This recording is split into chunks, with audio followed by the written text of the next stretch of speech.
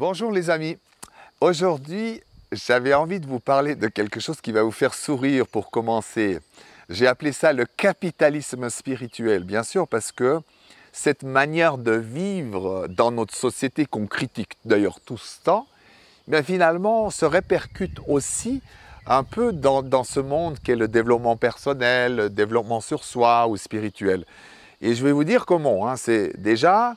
Alors bien sûr, le but n'est pas de ne pas rêver.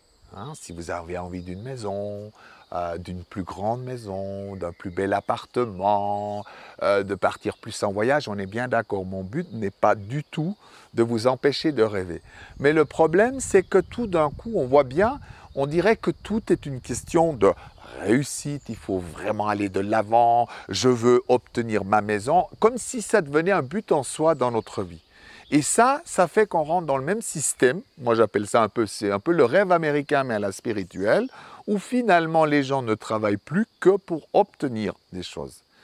Et je pense que ça va nous faire souffrir, parce que déjà, je vais prendre mon cas comme ça. Ça fait depuis 20 ans à peu près que j'ai envie de déménager sur Vevey, avoir un bel appartement bien plus grand que celui que j'ai maintenant, avec la vue sur le lac. Bien sûr, le prix est absolument pas le même, d'accord ? Alors bien sûr, je me souviens, il y a 3-4 ans en arrière, c'est parce que tu n'es pas assez positif, tu n'as pas assez visualisé. Bref, je suis dans un échec total avec ça. Et quand je vois ça, je me dis, mais attends, mais qu'est-ce que c'est que cette histoire ? Ça veut dire que si je n'obtiens pas les choses, c'est que forcément c'est négatif. Donc j'ai pas une belle voiture, c'est négatif parce que je suis pas assez positif.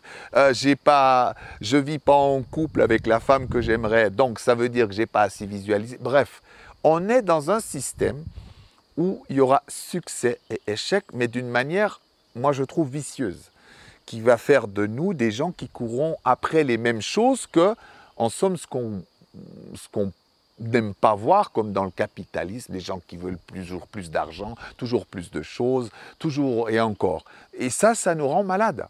D'accord ? Je vais vous montrer. Je vous montre l'histoire de la maison. Comme je dis, le but n'est pas de ne pas rêver. Mais rêver, ça veut dire qu'on est dans la joie. Regardez, quand on était enfant, on est capable de rêver, de visualiser une maison, et puis après, même si on ne l'a pas, on ne pleure pas pour autant.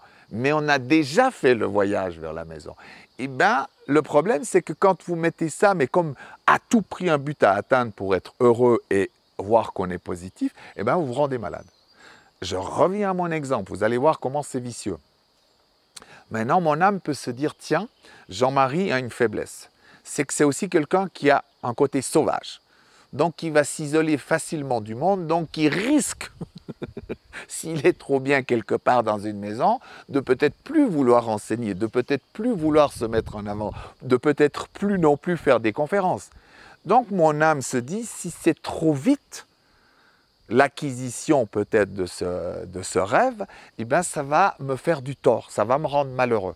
Ben, vous voyez déjà, maintenant, si je prends ça d'une manière intelligente, en réfléchissant vraiment à fond, on va voir que cette situation peut être interprétée de beaucoup de manières. D'une façon classique, on ira plutôt dire, tiens, ah, mais tu es en échec. C'est parce que tu n'as pas été assez positif, assez lumineux pour avoir ça. Mais en aucune manière, on dirait, tiens, quel succès!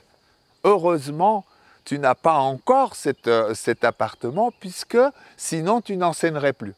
Et ça, l'âme est au courant des passages qu'on a, de nos faiblesses, donc ça peut très bien être aussi un succès. Et puis aussi l'apprentissage. Qu'est-ce qui me pousse à vouloir cet appartement? Est-ce que c'est juste une question parce que j'ai pas assez de place, parce que j'aimerais plus de confort, ou est-ce qu'en prédominance, c'est pour fuir ailleurs? De dire, tiens, comme ça, j'ai un refuge pour moi, pour ne plus enseigner parce que j'ai peur.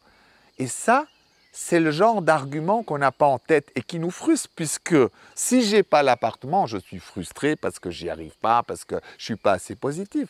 Aucunement, on voit déjà que ça peut être très positif. Et on n'est pas aussi dans un monde où il faut arrêter, il y a un moment donné aussi, est-ce qu'on peut aussi déjà apprendre à être heureux avec les choses qu'on a? D'accord? Le but n'est pas de ne pas rêver, mais c'est de remettre en question cette idée. Je vois vraiment dans beaucoup de mouvements à l'heure actuelle, on est axé sur obtenir les choses. Et ça nous fait souffrir parce que ça veut dire que, je vais donner un autre exemple.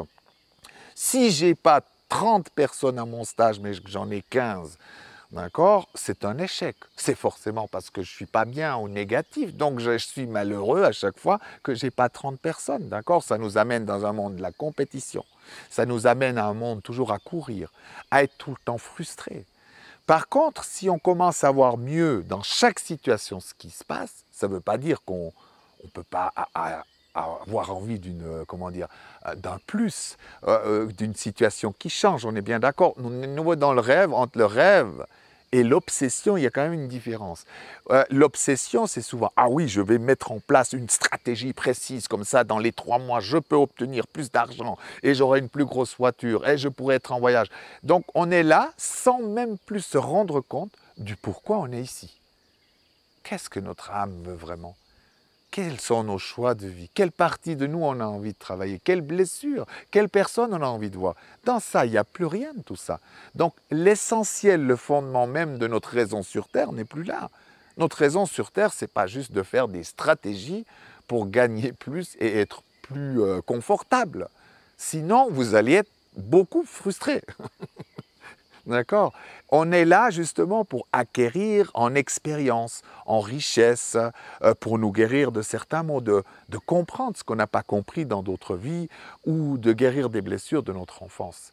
Et tout ça est vraiment très très important. Vraiment, prenez ce recul.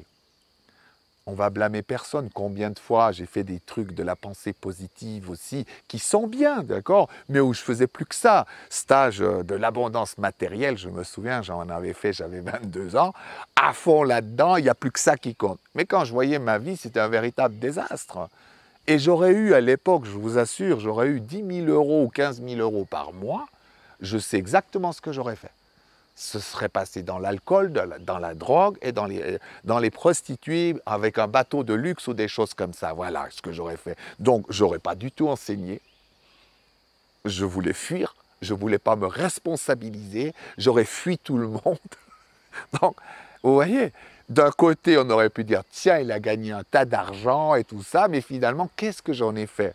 Si c'est la maladie, si c'est mon ego qui gère ces pulsions, destructrice, ça ne m'apportera rien l'argent, ni ma maison, ni d'avoir une compagne. Si je suis tout le temps tellement malheureux, on parlait de l'abandon dans une autre vidéo, disons, si je me sens tellement, j'ai tellement peur d'être abandonné, mais qu'à un mauvais moment, j'ai une femme peut-être bienveillante avec moi, puis que je la casse, que je la tue à petit feu, mais où est donc le résultat?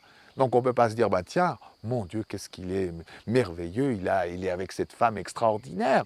Mais il faut voir le fond dans tout ça. Et ça, on a vraiment besoin de voir. Mais je pense que ça vient parce qu'on est en souffrance.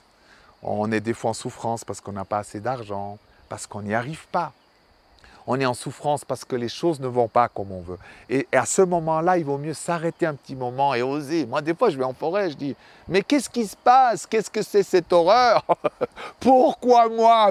Qu'est-ce que j'ai fait au bon Dieu? Vous faites comme un enfant votre crise, vous cassez tout s'il faut, mais contre personne.